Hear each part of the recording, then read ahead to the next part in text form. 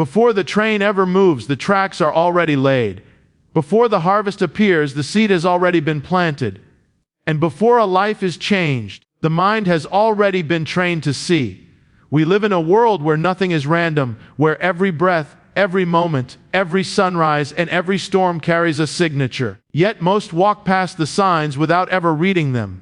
The ancient mystery is this: God is not absent from our everyday lives. He is hidden in plain sight. From the rhythm of creation to the interruptions that shape our destiny, there is a divine pattern unfolding. Tonight, we are not here to add God to our lives, but to awaken our minds to recognize Him where He has always been. Because when you train your mind to see God in everything, everything begins to speak, and nothing is ever ordinary again. When God said to place it on all doors and windows, it was never about wood and stone alone, never about architecture or location, never about a ritual frozen in time, but about a revelation written into the fabric of reality itself. Because doors are not just entrances, they are decisions. And windows are not just openings, they are perspectives. And every life is filled with both. Moments where something enters and moments where something is seen. And the instruction was not random, because God never speaks without purpose, and He never commands without embedding a mystery. And the mark was placed where passage occurs, where movement happens, where the outside meets the inside, where the unseen crosses into the seen. Because what enters a life determines what rules it, and what you allow to pass through your doors will eventually sit at your table.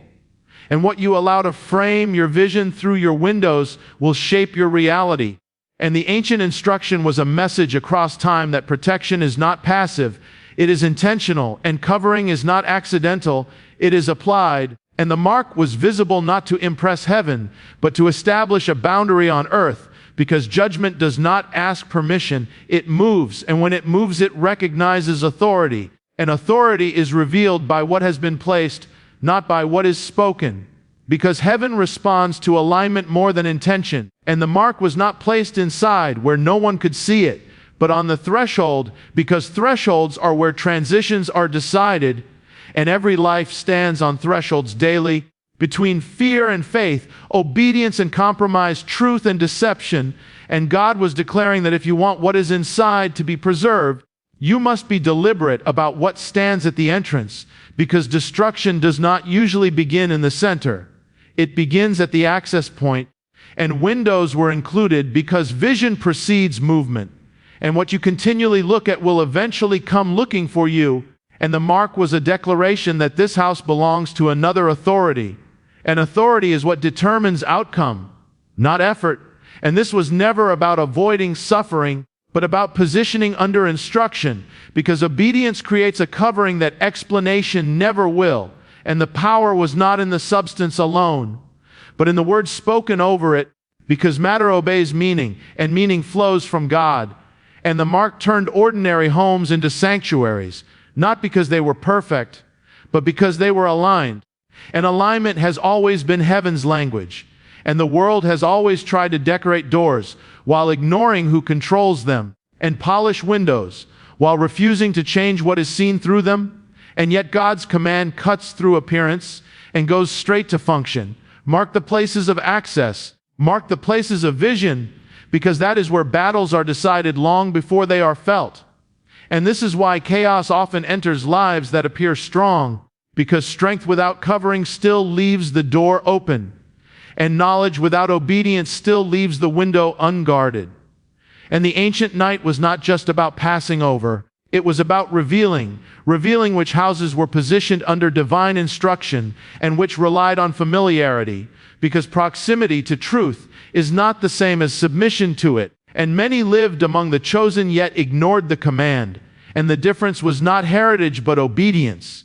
And that same principle still moves through time, because spiritual realities do not expire, they repeat, and every generation is given its own version of the door and the window, its own instruction to apply truth at the points of access. And when God speaks of doors, He speaks of authority. And when He speaks of windows, He speaks of perception. And when both are marked, chaos recognizes it cannot enter without consequence. And this is why peace is not found by chance, it is established, and covering is not assumed, it is applied, and God was teaching that faith is not merely believed, it is positioned, and the mark was a testimony not only to heaven, but to the unseen realms, declaring that this space is claimed, this life is aligned, this threshold is governed, and what is governed is guarded, and what is guarded is preserved. And the command echoes because the human heart is still a house, still filled with doors and windows, still vulnerable at points of access, still shaped by what it allows in and what it continually sees. And the ancient instruction whispers that protection is not found in isolation, but in obedience, not in fear, but in alignment, not in walls alone, but in what is placed upon them. Because when God says place it, He is saying participate, engage, respond, align. And the act of placing transforms belief into action. And action is where faith becomes visible, and visibility is what separates those who hope from those who obey. And the mark was never about magic. It was about lordship, about declaring who reigns over the threshold of a life. And where lordship is established, destruction must recognize limits. And where limits are set, order begins to reign. And the night passed, but the message remained, moving silently through generations, waiting for minds trained to see beyond the surface, waiting for hearts willing to place obedience where it matters most. At the doors of decision and the windows of perception, the boundary between judgment and protection is not a wall built by human hands, nor a line drawn by emotion or opinion, but a spiritual line that exists whether people acknowledge it or not, because judgment and protection move through the same space, at the same time, under the same sky.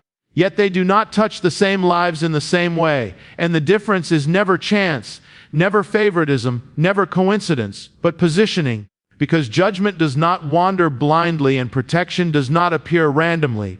Both recognize authority, and authority is established by alignment with divine instruction. And this is the mystery hidden in plain sight, that the same moment can bring collapse to one house and preservation to another. The same storm can destroy one field and water another. The same fire can consume one structure and refine another. Because the issue is not the event but the boundary, and boundaries are invisible until they are crossed.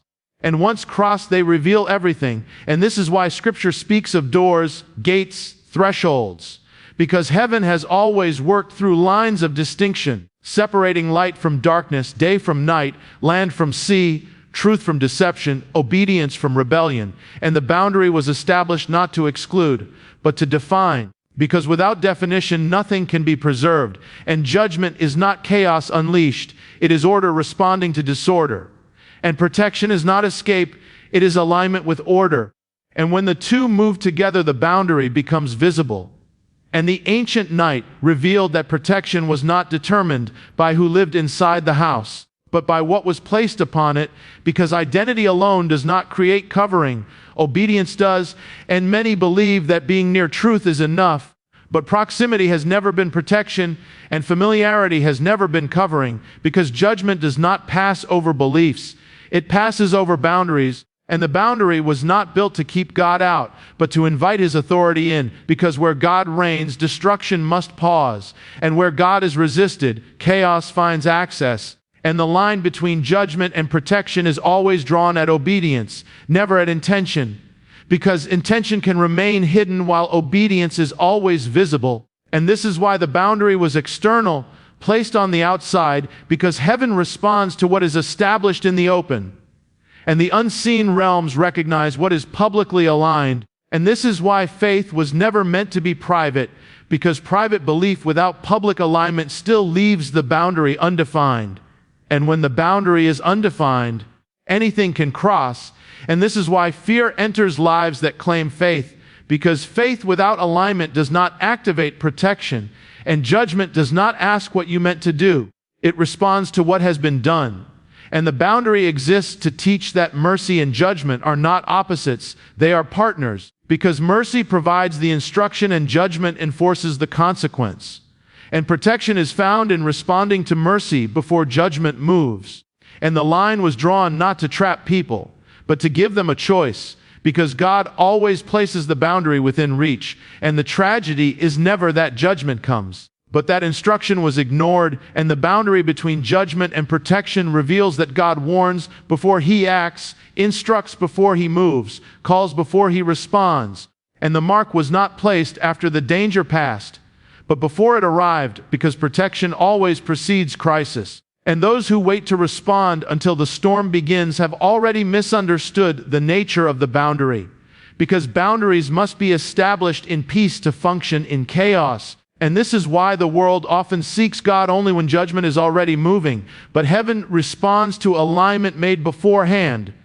And the boundary teaches that timing matters, because obedience delayed can become obedience denied. And the night revealed that destruction recognizes limits, but only where limits have been declared. And where limits are absent, destruction does not hesitate, because chaos respects no neutrality. And this is why standing in between is never safe, because the boundary demands a side, and the line between judgment and protection does not bend to comfort, culture, or consensus, because it is rooted in divine order, and divine order does not negotiate. It invites alignment, and the invitation is always given before the consequence. And the boundary also reveals that protection does not remove responsibility. It requires it, because those who were protected still had to act, still had to apply, still had to trust the instruction, even when it seemed simple, even when it seemed foolish, even when it seemed unnecessary, because obedience often looks unnecessary until judgment arrives. And by then it is too late to draw the line. And the boundary is not about perfection, but submission, because none of the houses were perfect, but some were aligned, and alignment was enough. And this is why the boundary still exists today, not carved into stone, but written into choices, habits, values, decisions. What is allowed, what is rejected, what is honored, what is dismissed, because every choice either strengthens the boundary or weakens it, and protection is not lost suddenly. It erodes gradually as boundaries are ignored, redefined, or removed, and judgment does not suddenly appear. It approaches along the path that was opened. And the ancient instruction reveals that God does not change, and neither do his boundaries. And the same principle that separated safety from destruction then still separates peace from chaos now. And the line still stands, quiet, invisible, waiting to be acknowledged, waiting to be honored, waiting to be crossed or upheld. Because every life eventually meets the moment when judgment and protection move together, and only the boundary decides the outcome. What it means to mark your life today is not about symbols placed on walls or rituals repeated from memory, but about alignment woven into daily existence. Because the ancient instruction did not expire with time, it transformed. And the substance may change, but the principle remains, that what is not intentionally marked will eventually be claimed by something else. And marking your life begins with recognizing that every person is a house, carrying entrances and openings, access points where influence enters and vision is shaped. And the modern world is filled with open doors that were never meant to stay unguarded, and windows flooded with images that were never meant to frame the soul. And yet many wonder why peace leaks and clarity fades, not realizing that boundaries were never established.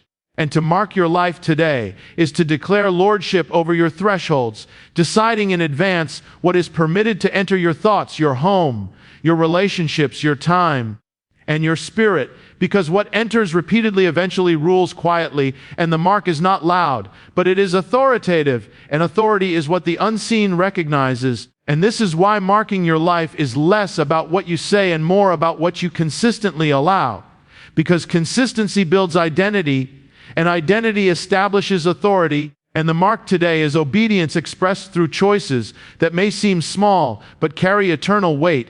Choices about what you watch, what you listen to, what you tolerate, what you pursue, because doors are rarely forced open. They are usually left ajar, and windows are rarely shattered. They are simply left uncovered. And the mark is applied when a person chooses alignment over convenience, truth over comfort, obedience over familiarity.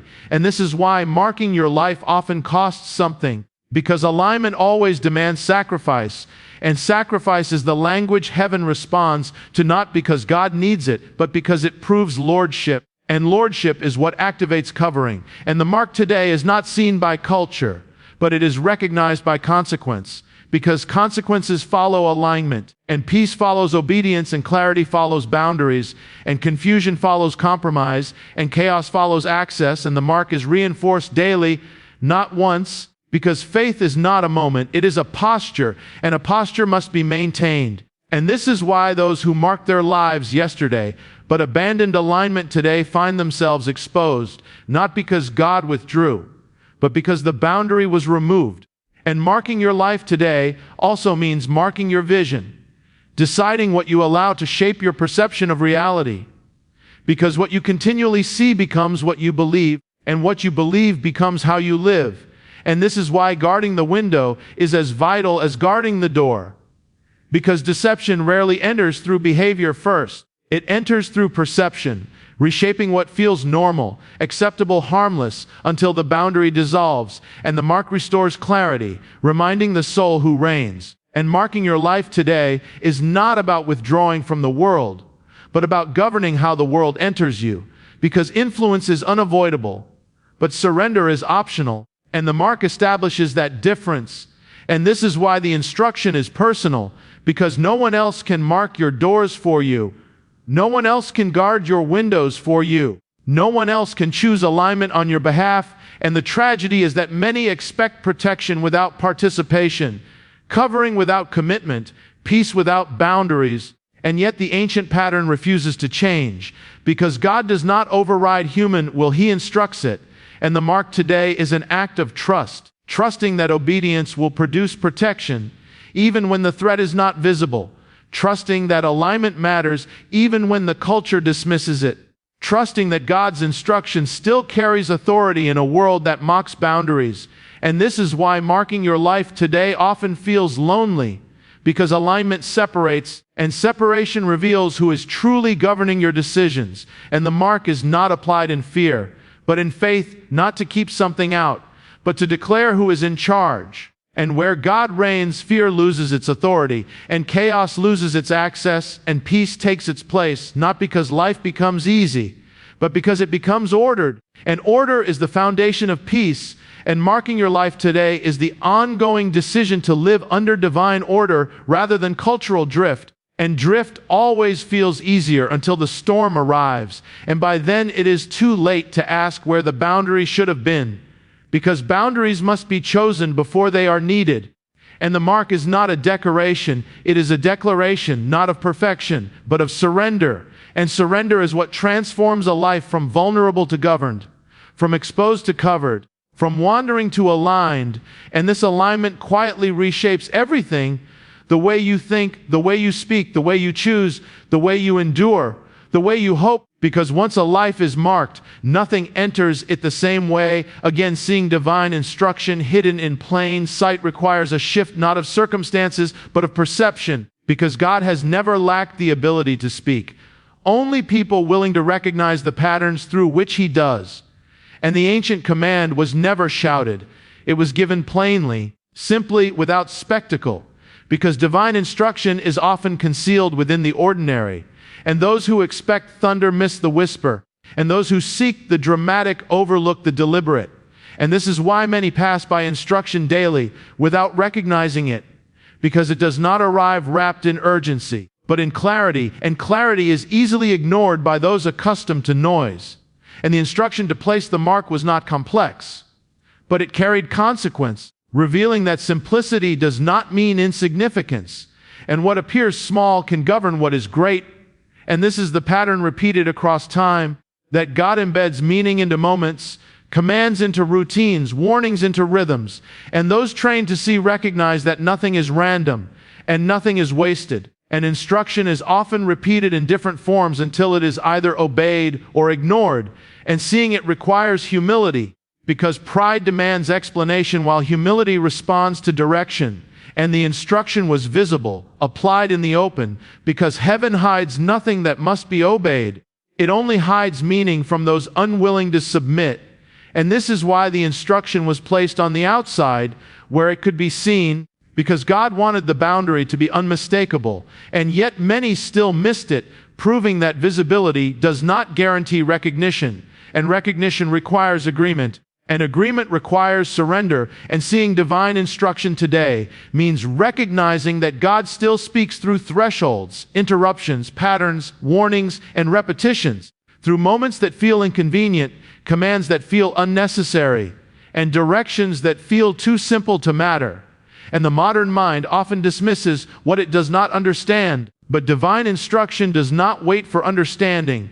It waits for obedience, and obedience unlocks understanding, not the other way around. And this is why instruction is hidden in plain sight, because it reveals the posture of the heart, separating those who trust God's word from those who trust their own reasoning. And the instruction is often collective, spoken to many, but applied individually, because no one can obey on behalf of another. And seeing it requires attentiveness, because distraction dulls discernment, and a distracted people will overlook even the clearest command. And the instruction was not revised to fit preferences, because truth does not adapt to comfort, and comfort is often the enemy of obedience. And this is why divine instruction is frequently misunderstood as optional, symbolic, or outdated, when in reality it is timeless, because principles outlive generations and consequences do not check calendars. And seeing divine instruction hidden in plain sight also means recognizing that God often warns long before he acts, giving space for response, time for alignment, opportunity for change. And the tragedy is never that God did not speak, but that his voice was dismissed as ordinary, and the instruction was ignored because it did not match expectations. And this pattern repeats whenever people wait for a sign while standing in front of one. And the instruction is often close, familiar, repeated, because God speaks in ways that remove excuses, and plain sight eliminates ambiguity, leaving only choice. And choice is the true battleground. And seeing divine instruction today requires slowing down enough to notice patterns, enough to recognize repetition, enough to discern when God is emphasizing something through recurrence, because repetition is heaven's way of underlining importance.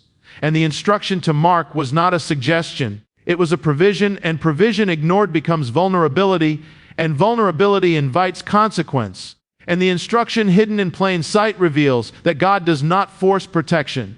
He offers it, and offers always require acceptance, and acceptance requires humility. And humility begins with the willingness to see what is already there, to recognize that God is not silent, absent, or distant, but present, speaking, guiding, and waiting for response. And those who learn to see divine instruction in the ordinary discover that life itself becomes a language, moments become messages, and decisions become doorways. Because once the eyes are trained to recognize God's patterns, nothing remains meaningless, and the ordinary becomes charged with significance, and obedience becomes less about effort and more about awareness.